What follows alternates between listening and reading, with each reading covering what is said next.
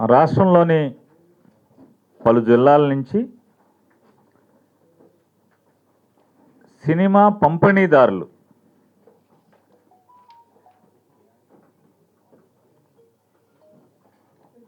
ప్రభుత్వం తరపున మా సమస్యలు వినాలి, మీరు మిమ్మల్ని కలవాలని చెప్పని సంప్రదింపులు అంటే ఫోన్లు చేశారు. తప్పకుండా హైకోర్టు సీజే గారి సుప్రీంకోర్టు సీజే గారి ప్రోగ్రాం ఇవన్నీ ఉన్నాయి కాబట్టి అయిపోయిన తర్వాత తప్పకుండా ఒకరోజు కలుద్దామని అనుకుని ఈరోజు రమ్మని చెప్పి వారిని చెప్పడం జరిగింది. సాధ్యమైనంత వరకు అంటే ఫోన్లో చెప్పగలిగితే చెప్పని చెప్పని వారిని కోరిన మీదట కాదు. మేము 13 జిల్లాల నుంచి ఒక అసోసియేషన్గా ఫామ్ అయి ఉన్నాము. అందరం కలిసి వచ్చి అవన్నీ కూడా మీతో మా సమస్యల్ని పరిష్కార మార్గాలు ఏమైనా ఎలా చేయొచ్చు అని కూడా మీతో మాట్లాడటానికి అవకాశం కావాలని అడిగారు. దాని మీద ఈరోజు వివిధ జిల్లాల నుంచి సినిమా పంపిణీదారులందరూ కూడా వచ్చున్నారు. వారితో మాట్లాడటం జరిగింది. వారికి ఉన్నటువంటి ఇబ్బందులు, సమస్యలు అన్నీ కూడా చెప్పడం జరిగింది. దాని మీద వారు మాట్లాడతారు. తర్వాత ప్రభుత్వం నుంచి నేను మాట్లాడతాను. తెలుగు ఫిలిం డిస్ట్రిబ్యూటర్స్ కౌన్సిల్ నుంచి మంత్రి గారి అపాయింట్మెంట్ అడగడం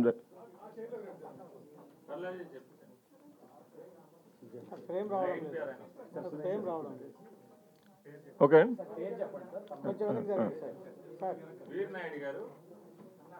Telugu film chamber of commerce ex president అండి. ఇప్పుడు present Telugu film chamber of కామర్స్కి నేను సెక్రటరీ అండి. మేము తెలుగు ఫిల్మ్ డిస్ట్రిబ్యూటర్స్ కౌన్సిల్ నుంచి మంత్రి గారితో మా బాధలు చెప్పుకోవడానికి మేము అపాయింట్మెంట్ అడగటం జరిగింది. మంత్రి గారు ఇవాళ అపాయింట్మెంట్ ఇచ్చారు. మేము స్టేక్ హోల్డర్స్ అండి. మేము ప్రీ కోవిడ్ నుంచి హ్యూజ్ అమౌంట్స్ పెద్ద సినిమాలు వచ్చే సినిమాలు అన్నిటి మీద కూడా మేము ఇన్వెస్ట్ చేసి ఉన్నామండి, లోగడ వ్యాపార పరిస్థితులను బట్టి. సో ఈ మధ్య ఈ గవర్నమెంటు ఈ జియోలు వీటి మూలన మాకు కొద్దిగా ఆర్థిక ఇబ్బంది వస్తుంది. ఆ రేట్ల మీద సినిమాలు అనే దాని మీద మేము మినిస్టర్ గారిని కలిసి మేము కొన్ని సూచనలు చేయడం జరిగిందండి. మేము అడిగినవి ఏంటంటే, కార్పొరేషన్స్లో ఎయిర్ కండిషన్ థియేటర్స్లో అడ్మిషన్ రేట్ 150 రూపాయలు హైయర్ సైడ్ అడిగామండి, లోవర్ సైడ్ 50 రూపీస్ అడిగామండి. Other than corporation all air condition theatres higher side 100 rupees అడిగామండి, లోవర్ సైడ్ 40 రూపీస్ అడిగామండి. నాన్ ఎయిర్ కండిషన్ థియేటర్స్ కార్పొరేషన్లో 100 రూపీస్ హైయర్ సైడ్ అడిగామండి, 40 రూపీస్ లోవర్ సైడ్ అడిగాము. Other than corporation non AC theatres higher side 80 రూపాయలు అడిగామండి, lower side 30 rupees అడిగామండి. ఇవి admission rates వరకు మా రిక్వెస్ట్ అండి. తర్వాత ఎగ్జిబిటర్స్ ఈ మధ్య వాళ్ళ సరైన గవర్నమెంట్ వారి అనుమతులు లేకుండా కొన్ని థియేటర్స్ నడుపుతున్నారండి. వాటి మూలన అవన్నీ సీజ్ అయినాయి. వాటి మూలన డిస్ట్రిబ్యూటర్ మాకు ఇబ్బంది వస్తుందండి. సో మేము గవర్నమెంట్ వారిని ఏం రిక్వెస్ట్ చేశామంటే, ఒక 3 or 4 వీక్స్ ఎగ్జిబిటర్స్కి టైం ఇస్తే ఆ టైం లోపల లైసెన్స్కి రెన్యువల్ కావాల్సిన మొత్తం మెటీరియల్ అంతా చేసుకొని థియేటర్లో రెడీ చేసుకునేటందుకు మేము మా వంతు మేము కృషి చేస్తామని చెప్పామండి. ఎందుకు ఇది మేము అడగాల్సి వచ్చిందంటే, మేము ఈ ఏ థియేటర్లు అయితే మూస్తున్నాయో అవి ఓపెన్ చేయకపోతే మేము పెట్టిన డబ్బు మాకు రికవర్ అవ్వదండి, వ్యాపారం జరగదండి. ఎందుకంటే పండుగల్లో అన్ని పెద్ద సినిమాలు 3-4 సినిమాలు పెద్ద సినిమాలు రిలీజులు ఉన్నాయి. సో మాకు ఇబ్బంది వస్తుందండి. సో ఆ ఇబ్బందిని అధిగమించడానికి మేము మినిస్టర్ గారిని ఈ రిక్వెస్ట్ చేయడం జరిగిందండి. సో మా సైడ్ నుంచి ఈ రెండేనండి. ఎందుకంటే మేము ఇప్పుడు దాకా ప్రభుత్వం గురించి ప్రత్యేకంగా డిస్ట్రిబ్యూటర్లుగా మేము ఇప్పుడు మాట్లాడలేదండి. సో ఫస్ట్ టైం మేము వచ్చాము, మా పంపిణీదారులుగా మా విన్నపం చెప్పామండి. సో మినిస్టర్ గారు, గౌరవ ముఖ్యమంత్రి గారు మాకు సానుకూలంగా స్పందించి మా ప్రాబ్లం సాల్వ్ చేస్తారని ఆశతో ఉన్నామండి. Thank you.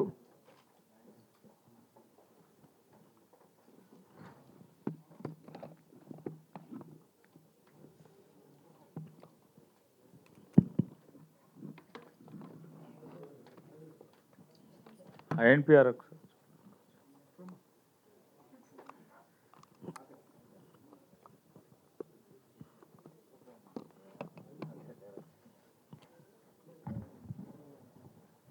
ఈరోజు ఉదయం రాష్ట్ర వ్యాప్తంగా ఉన్నటువంటి డిస్ట్రిబ్యూటర్లో వారి అసోసియేషన్ తరఫున ఫిల్మ్ డిస్ట్రిబ్యూటర్స్ రావటం జరిగింది. వారి సమస్యల్ని ఇలా ఉన్నాయి, మా బాధలు ఇలా ఉన్నాయి, కొద్దిగా సినిమా రేట్లు కొద్దిగా పెంచమని రిక్వెస్ట్ చేసి ఇస్తే చెప్పాం. ఇప్పటికే పలు సంఘాల నుంచి కూడా విజ్ఞాపనలు వచ్చున్నాయి. అవి కూడా ప్రభుత్వం పరిశీలనలో ఉన్నాయి.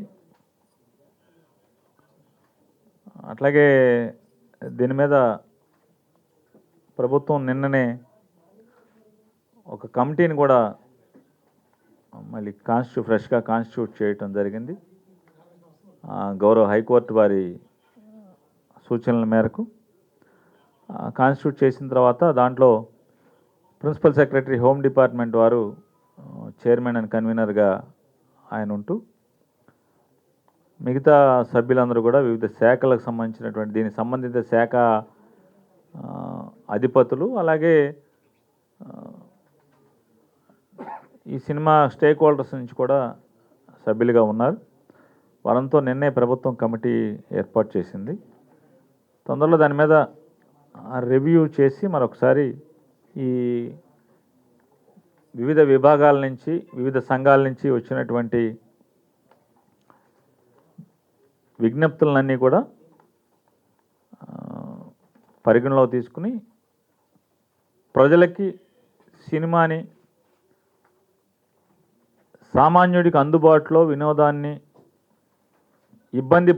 సామాన్యుడు ఇబ్బంది పడకుండా ఏ రకంగా ఇవ్వచ్చు అనేది ఆ కమిటీ పరిశీలన చేసి తప్పకుండా నిర్ణయం తీసుకోవటం జరుగుతుందని వారికి కూడా చెప్పడం జరిగింది. ఇది ఈరోజు వారి సమస్యలు చెప్పడానికి వచ్చిన మీదట చెప్పిన సమస్యలన్నీ కూడా వారు ఏం చెప్పారో చెప్పారు. మేము కూడా వారికి ఏం చెప్పామో కూడా అవన్నీ చెప్పాము. ఇది ఈరోజు వారితో జరిగినటువంటి సమావేశ సారాంశం అండి.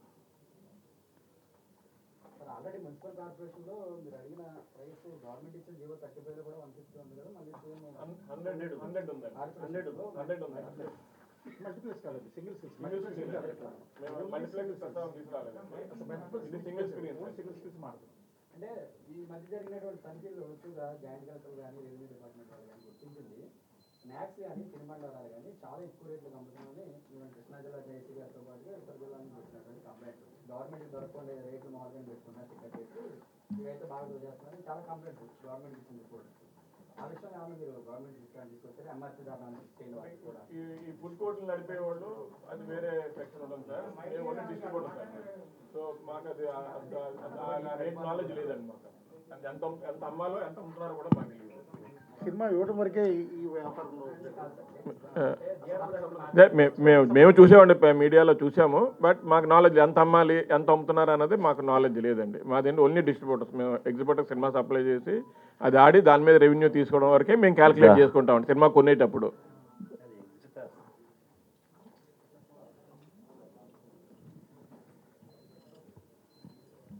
ఇంకేమన్నా ఏం లేదు.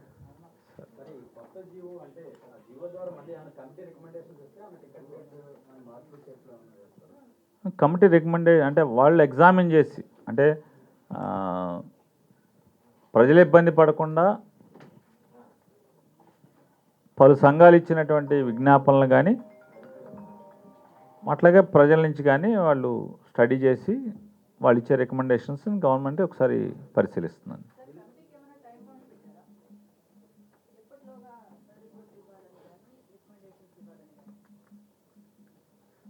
అమ్మ జియో చూడలేదమ్మా?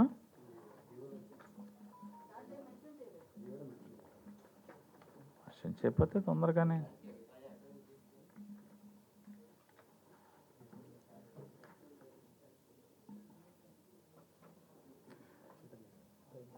తొందరలోనే చేయటానికి చేస్తారు. మీ దీంట్లో ఏం పెద్ద సాగదీద్దామని కమిటీల పేరుతో అట్లా ఏం లేదు, తొందరగానే చేస్తారు. The committee shall take into account all the factors relevant to the fixation of rates of admission, etc. Classification of theatres such as multiplexes, AC cinema halls and non-AC cinema halls with due regard to the location and the amenities required to be provided to the categories and such other factors as may deem it to be appropriate.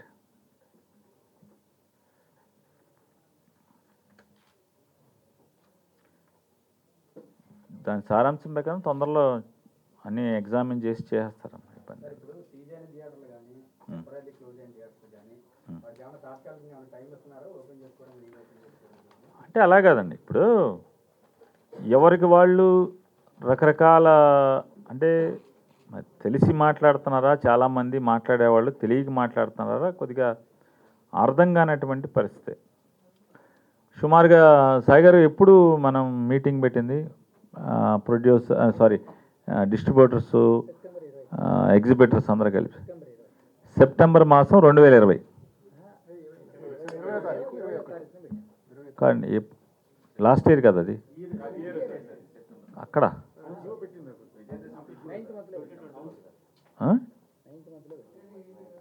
ఈ 9th month కాదు ఇంకెక్కువ అవుతాం. 3 months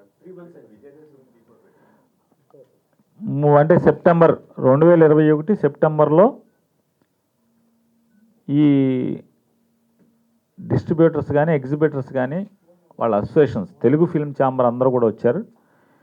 వచ్చినప్పుడు వారికి చెప్పడం జరిగింది ప్రభుత్వం నుంచి ఏమనంటే, దాదాపుగా చాలా సంఖ్యలో, పెద్ద సంఖ్యలో సినిమా హాళ్ళు రెన్యూ చేసుకోవట్లేదు, ఫైర్ డిపార్ట్మెంట్ నుంచి ఎన్ఓసి తెచ్చుకోవట్లేదు. అంటే ఫైర్ వాళ్ళు నో అబ్జెక్షన్ సర్టిఫికేట్, అంటే వీళ్ళు అగ్ని ప్రమాద రహితంగా కావాల్సినటువంటి అన్ని ఏర్పాట్లు చేశారు, ఒకవేళ అగ్ని ప్రమాదం జరిగినా కూడా ఇది సురక్షితమే అని చెప్పని వాళ్ళు ఎన్ఓసి ఇచ్చేది ఫైర్ డిపార్ట్మెంట్ ఇస్తారు. ఆ ఫైర్ డిపార్ట్మెంట్ ఇచ్చేటువంటి NOC certificate, no objection certificate కానీ, లేదా అలాగే రెవెన్యూ డిపార్ట్మెంట్ ఇచ్చేటువంటి బీఫామ్ కానీ, అంటే సినిమా థియేటర్లో సినిమా ప్రదర్శించాలంటే ఖచ్చితంగా బీఫామ్ ఉండాలి. అసలు అది లేకుండా సినిమాలు నడుపుతున్నారండి, ఇది కరెక్ట్ కాదు. ఇది తొందరగా రెన్యూవల్ చేయించండి అని చెప్పని ఆ రోజు అందరికీ చెప్పాం. చెప్పినప్పటికి కూడా రెన్యూవల్ చేయించకుండా, బాధ్యత గుర్తెరగకుండా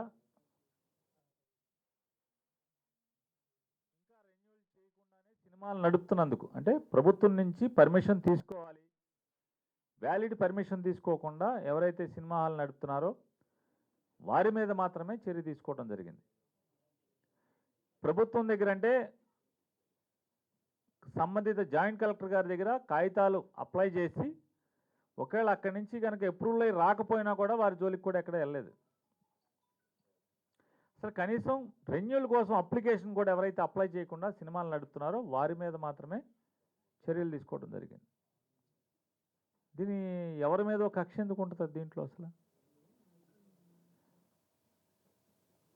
అంటే ఒకసారి సెప్టెంబర్ మాసంలో, అంటే వాళ్ళు డిసెంబర్లో ఉన్నాం, సెప్టెంబర్ మాసంలో చాలా సినిమా హాళ్ళు రెన్యూవల్ జరగట్లేదు, మీరు అందరూ చేసుకోండి అని చెప్పినప్పటికి కూడా చేసుకోకుండా ఉండటం వల్ల ఎవరెవరికైతే ఏ సినిమా హాళ్ళకైతే లైసెన్స్ లేకుండా, ఫైర్ పర్మిషన్ లేకుండా నడుపుతున్నారో వారిని మాత్రమే చర్యలు తీసుకోవడం జరిగింది.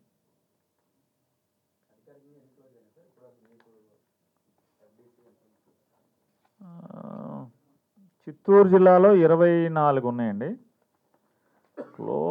లైసెన్స్ ఎక్స్పైర్ అయిపోయినాయి, ఫైన్ ఇంపోజ్ చేసినాయి థియేటర్లు. చిత్తూరులో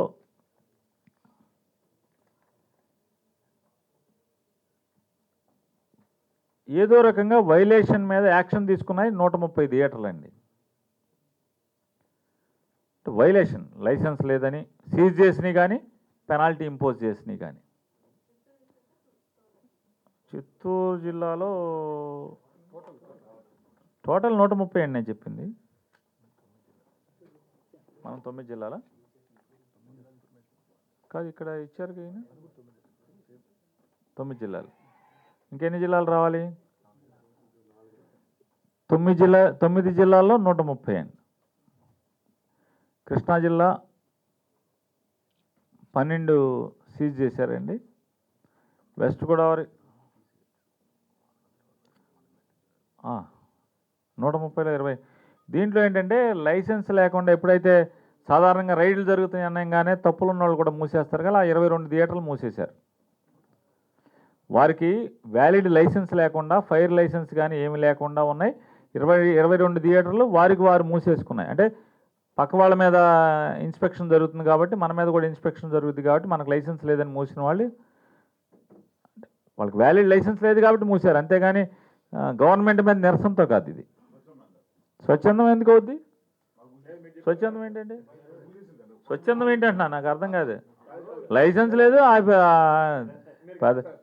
వాళ్ళకి ప్రదర్శించడానికి లైసెన్స్ లేదు. ఇందులో స్వచ్ఛందం ఏంటి? ఏదో మామూలుగా కాదు కదా, అవి సీజ్ కింద కాదు కదా. ఆల్రెడీ ఇప్పుడు సినిమా లైసెన్స్ లేకుండా సినిమా ప్రదర్శిస్తుంటే అప్పుడు కదా సీజర్కి వచ్చేది. పక్క థియేటర్ల ఇన్స్పెక్షన్ జరుగుతున్నప్పుడే మూసేసిన వాళ్ళు 9 జిల్లాల్లో 22. 25 థియేటర్లు ఫైన్ ఇంపోజ్ చేయడం జరిగింది. 83 థియేటర్లు సీజ్ చేయడం జరిగింది. టోటల్గా 83 సీజు 9 జిల్లాల్లో. లైసెన్స్ రెన్యూల్ కాకుండా షో ప్రదర్శించకుండా ఉన్న 22, 25 ఫైన్ ఇంపోజ్ చేసినాయి. ఇంకా 4 జిల్లాలు రావాలి, తీసుకున్న ఇన్ఫర్మేషన్. సార్, జీవో నెంబర్ 35 మీద డివిజన్ బెంచ్ ఉంది. ఇప్పుడు పరిణామాలు చూస్తే ఎగ్జిబిటర్లు, డిస్ట్రిబ్యూటర్లు, సినిమా పెద్దలందరూ చర్చలకు ముందుకు వస్తూ ఉన్నారు. వినపట్ల కొంచెం గట్టిగా మాట్లాడు. జీవో నెంబర్ 35 మీద డివిజన్ బెంచ్లో విచారణలో ఉంది.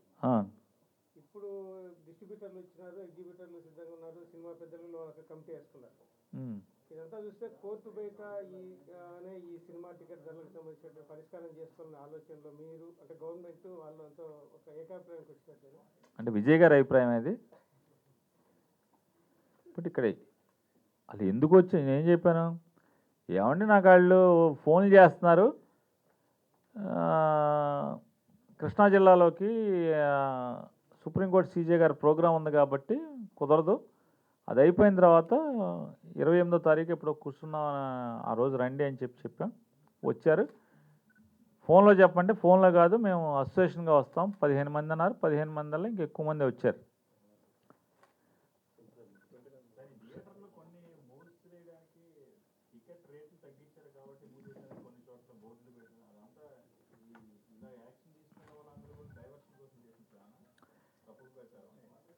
అంటే ఎత్తుగళ్ళు ఉంటాయి, ఇవన్నీ మనం చూస్తున్నాం. వ్యవస్థలో బోళ్ళని ఎత్తుగళ్ళు ఉంటాయి. అందరూ అని కాదు కానీ కొంతమంది ఎత్తుగళ్ళతో ఉండొచ్చు, రకరకాలు ఉండొచ్చు. జీవో 35 ఏప్రిల్ 2020లో కదా వచ్చింది. 21 సారీ 2021 ఏప్రిల్లో. 2021 ఏప్రిల్లో వస్తే ఇవాళ జీవోకి నిరసనగా మూయటం ఏముంది? 8/4/2021 కదా. 8/4/2021. 9 నెలలు బాగానే జరిగినాయి కదా.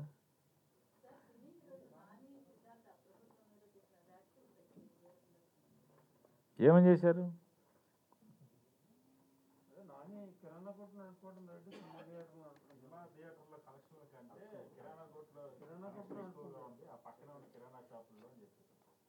తెలియదు మరి ఆయన ఏ ఊర్లో ఉన్నారో, ఆయన ఎక్కడ ఉంటారో, ఎక్కడ ఏ కిరాణా షాపు లెక్కలు ఆయన చూసారో నాకు తెలియదు కదా. మరి ఏ సినిమా హాల్ పక్కన ఏ కిరాణా కొట్టు ఉందో ఏ ఊర్లో తెలియదు. ఆయన ఏ కిరాణా కొట్టు ఏ సినిమా హాల్ లెక్కెట్టారో తెలియదు, నాకు తెలియదు కదా. తెలుసుకున్నాక మాట్లాడదాం. అంటే బహుశా ఆయన స్టేట్మెంట్ ఇచ్చారంటే బాధ్యతాయుతంగానే ఇచ్చుంటారని నేను అనుకుంటున్నాను. సినిమా హాల్ కౌంటరును పక్కనే ఆనుకున్న ఎచ్చాల కొట్టు కౌంటరు 2 లెక్క పెట్టి చెప్పు ఉండొచ్చు బహుశా ఆయన.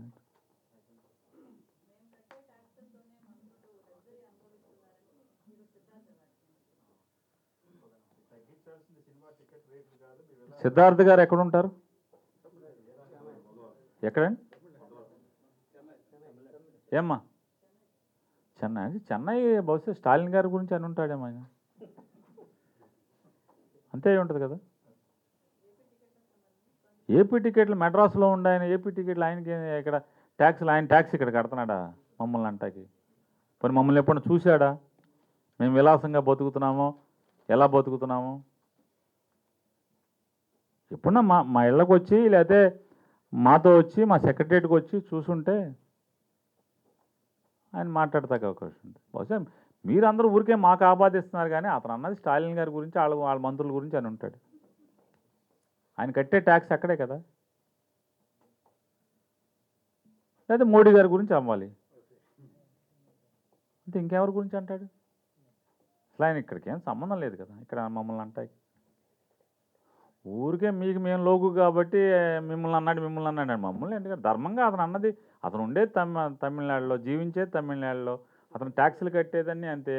అతను ఎచ్చాలు కొనుక్కున్నా, సబ్బులు కొనుక్కున్నా, సామాను కొనుక్కున్నా, వస్తువులు కొనుక్కున్నా, ట్యాక్స్ జిఎస్టీ కట్టినా అక్కడే కదా కట్టేది. మీరు మాట్లాడండి, నా ప్రెస్ మీట్ మీకేం సంబంధం? అసెంబ్లీ లాగా ఇక్కడ కూడా రన్నింగ్ కమిటీ ఉన్నట్టుంది.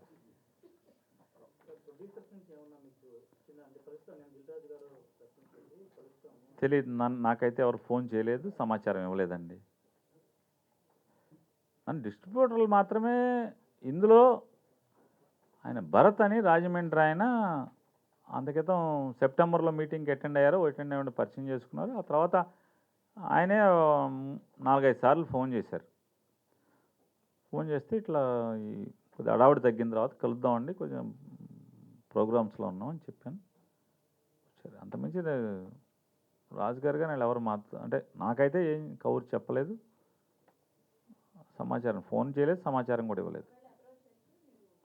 అసలు జగన్మోహన్ రెడ్డి గారి ప్రభుత్వం ఎవరు వచ్చినా వినటానికి సిద్ధంగా ఉంటుంది. దాంట్లో అసలు మీకు ఫోన్ చేసినా వినటానికి లేకపోతే ఎవరు వచ్చినా వినటానికి సిద్ధంగానే ఉంది, ఇబ్బంది ఏం లేదు. ఏ ప్రతిపాదన అండి?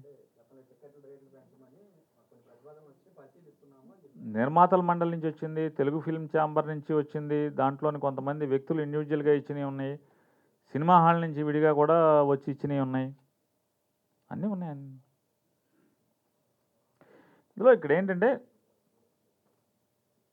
ఎవరెవరో ఏదేదో మాట్లాడినట్టు జగన్మోహన్ రెడ్డి గారి ప్రభుత్వానికి ఎవరి మీద కక్ష ఉండదనేది అసలు ఎవరికి ఏం. సినిమా టికెట్లు రేటుకి ఇవన్నీ ఏదేదో ఎవరికాళ్ళు ఆపాదించుకుని నా కోసమే జగన్మోహన్ రెడ్డి గారు, నా కోసం ఏంది, మీకోసం ఏంది, వ్యక్తుల కోసం జరుగుతుంది ఇదంతా.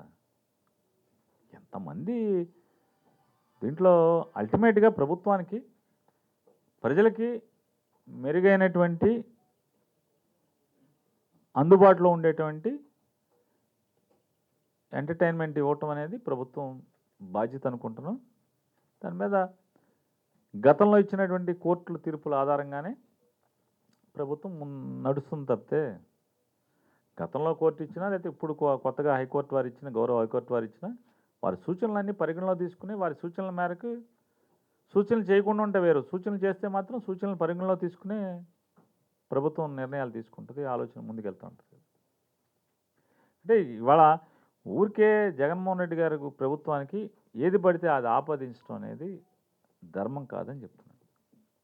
ఎవరినైనా సరే సంప్రదించటానికి వినటానికి ప్రభుత్వం సిద్ధంగా ఉంది.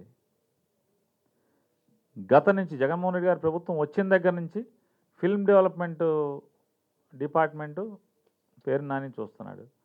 కొత్తగా ఈ మధ్య సినిమాటోగ్రఫీని కూడా సీఎం గారు వారి దగ్గర నుంచి ఆ బాధ్యతను కూడా బదలాయించడం జరిగింది.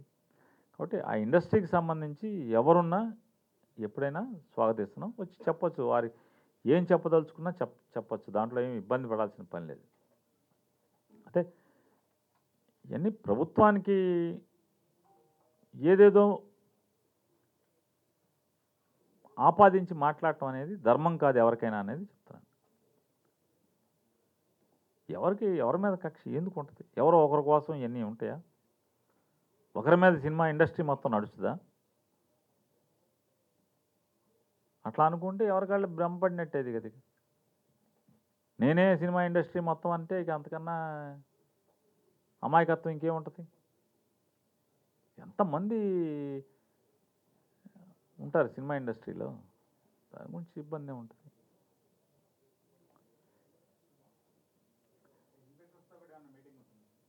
మీటింగ్ అట్లా కాదు సార్, ఎవరికి ఇప్పుడు ప్రభుత్వానికి మీటింగ్లే ఉంటాయి దీంట్లో.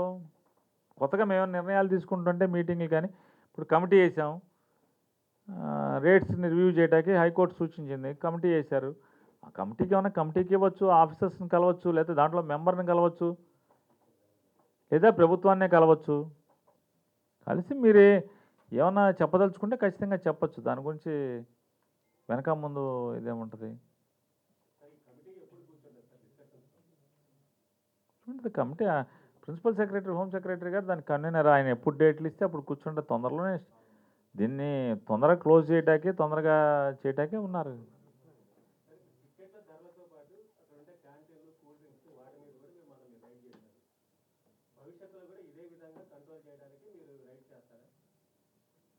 అసలు ప్రభుత్వం ఎన్ఫోర్స్ చేయటం అనేది ఒక నిరంతర ప్రక్రియ అండి. దానికేదో పండక్కోసారి చేసినట్టు, లేదా సంక్రాంతికి అత్తోరింటికి అల్లుడు పండక్కి వెళ్ళినట్టు అట్లేం ఉండదు. నిరంతర ప్రక్రియ అది. పని ఒత్తిళ్ళ మీద ఆ పర్టికులర్ ఆ ఎన్ఫోర్స్మెంట్ మీదకి వెళ్ళకపోయి ఉండొచ్చు, లేకపోతే 4 రోజులు ఆలస్యం ఉండొచ్చు. అంత మాత్రాన ఏదో అది దసరాకో సంక్రాంతికో చేయటం అట్లా ఉండదు కదా. నిరంతర ప్రక్రియ.